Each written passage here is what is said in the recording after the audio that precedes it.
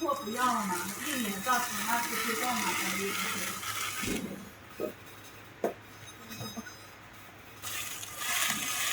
消防车就是说撤销单是不知道，撤销单是不知道，然后都讲不出，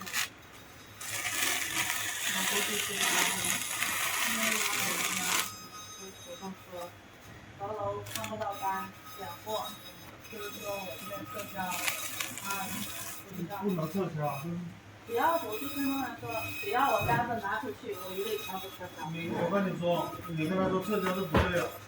就是说我单子没拿出去之前，我不撤销；拿出去之后，我全部不撤销。